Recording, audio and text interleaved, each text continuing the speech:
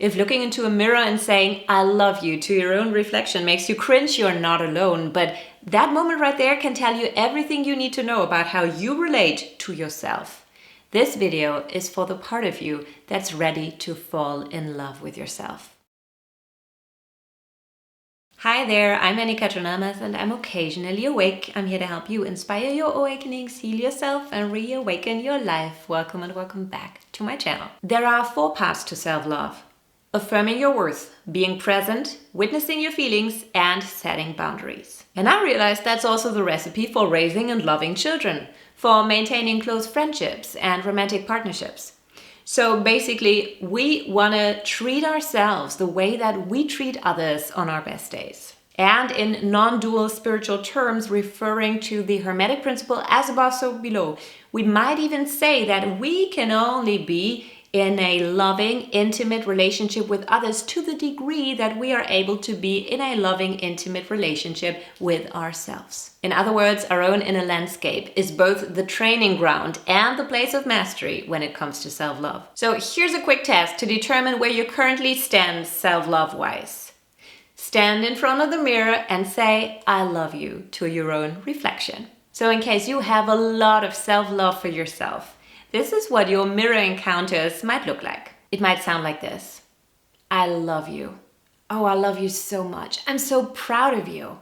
For everything that's working in your life and everything that's not yet working, that doesn't matter. You are so worthy. You are perfectly imperfect. I love you just the way you are, with all of your flaws, with all of your quirkiness.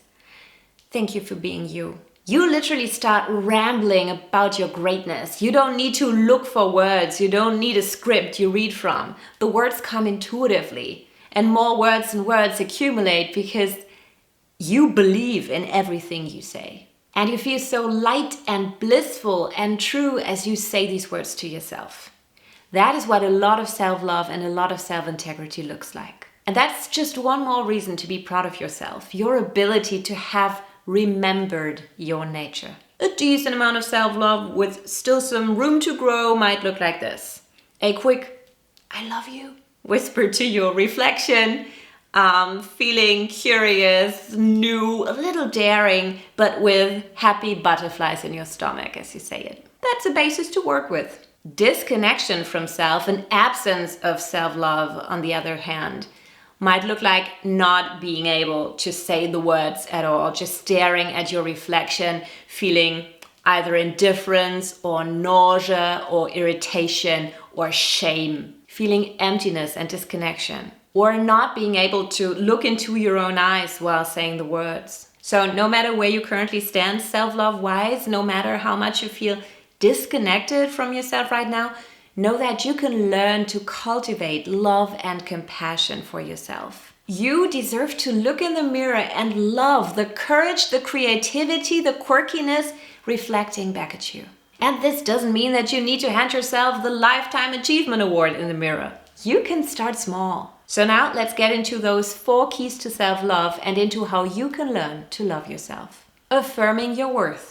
Just imagine talking to your best friend for a moment. You're possibly complimenting them all the time anyway. On the new jeans, on the delicious cake recipe, on how they navigated that crisis. So what if you talk to yourself in the mirror as if you were your own best friend, rather than your worst enemy giving you the critical side eye? And if you don't want to come unprepared, that's totally fine. You could write a list of affirmations that you can read to yourself aloud in front of the mirror.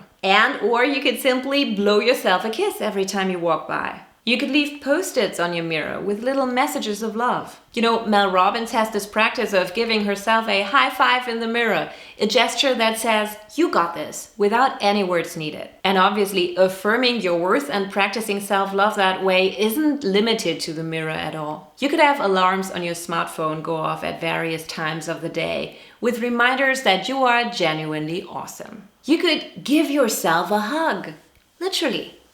And then take a few breaths while staying in that position. And just feeling how you got yourself. I'm so glad you're here right now. So if you enjoyed this, please make sure to like, subscribe, and hit the bell for notifications to become occasionally awake with me. Being present. Self-love is more than dedicated actions. It's that cup of tea or coffee over a good book, or in front of the window watching the birds fly. It's the food you choose to nourish your body. And it's the occasional treats for indulgence. It's the full workout or the walk outside. It's both the deep meditation and the cleaning and maintaining of a cozy, calming space. All of these things can be signs of love when they are done with awareness and intention. Presence is a prerequisite for love. Love always happens in the now. So make sure that you make space for that in your everyday life. Witnessing your feelings. Being aware of your mental emotional state is another aspect that both precedes and generates self-love. If you grew up securely attached, then that part comes naturally to you. Your feelings were granted space, you received co-regulation, and your emotions were witnessed and reflected back to you. This is sadness. Now you are angry because you can't have that thing and you so wanted to have that. Yes, that. And not if you dare to feel and express that emotion, you'll be punished until you learn to conform. That's the opposite. That's a common environment that leads to insecure attachment and potentially even to complex trauma. And that might lead to the inability to self-relate to the emotions that had no space to be expressed. It might also lead to a lot of distrust because of the subjectively perceived split between felt reality and reflected reality. The result might be feelings of emptiness, of irritation, of emotional numbness, disproportionate feelings of sadness or anger outbursts that cannot be easily identified, let alone regulated, because that skill was never learned. Same can go for witnessing the feelings and sensations of your body. Complex trauma or certain forms of neglect might lead to the inability to relate to the body in terms of sensations or self-care. So, witnessing the status quo of your feelings, emotions, body sensations is an integral part to relating to yourself in general, and thus to relating to yourself with love. Practicing this is a little more complex than saying I love you in the mirror, obviously, but at the same time, it is also a lot less complex than many voices still claim. Here's a quick exercise you can do to start the process of learning to relate to yourself. You engage your inner commentator. Take a moment where you can focus on yourself and then witness yourself and start commenting on whatever you perceive. Feelings, thoughts, body sensations. It's important to be non-judgmental about whatever you perceive. Just for a moment, allow yourself to notice the tickling, the heat, the pain, the numbness without needing to change it. Become an explorer in the landscape of your body and mind. Just like with the body sensations, you can feel, you can witness the emotions, the sadness, the anger without needing to interfere. Just let it all be there. There's nothing to be achieved. That's all that's required for this exercise. And as you do this for a few moments, you're going to notice that your emotions and your body sensations are going to change shape and form and intensity and location. You can witness yourself in quiet without words, or if you want to engage that commentary function a little stronger, then you can definitely say what you perceive. You can do that for a few minutes as long as it feels comfortable, and then you release that commentary focus and check back in with yourself. And then you might notice an enhanced sense of presence and closeness to yourself, because that is exactly what you just practiced. Setting boundaries. Self-love is also setting boundaries and making your own truth non-negotiable in the process. Boundary setting is a tough one for many of us, especially for people pleasers who learn to negotiate their boundaries in order to secure connection. Can't do that while actively loving yourself. When we think about setting boundaries, many might think that it means saying, "Don't come any closer, this is my space." But that's only half of the equation. The other half is saying, "I don't need you. This is my space." If you are not seated in self-love and self-integrity, you're first gonna start negotiating what and whom you need.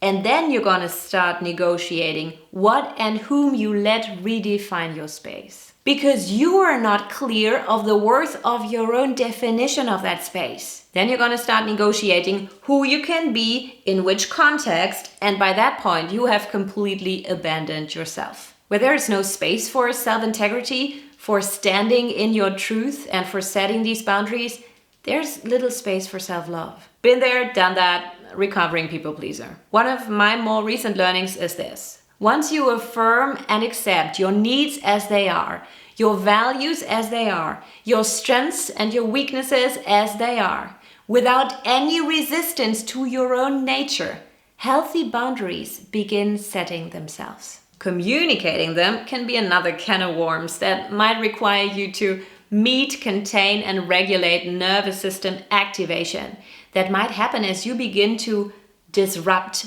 other people's expectations of your easy compliance. But again, that first step is rather simple and yet powerful. Affirming and accepting that beautiful individual nature of yours. Become the healer you've been looking for. What do all of these 4 keys to self-love have in common? They require self-awareness and acceptance of one's body, mental, emotional state, and overall truth. Practicing self-love is healing. And the closer the connection you build with yourself, with your core, with your soul, with your truth, the more intuitive acts of self-love are gonna become. You know, you deserve to be your best cheerleader. You deserve to be your first priority and your biggest advocate. You deserve to love yourself no matter what. No matter who turns their back on you, no matter how crazy delulu your dreams are, no matter how weird or quirky you are, no matter the mistakes you've made. Because self-love is gonna have you fail harder. Be even more delulu about your dreams.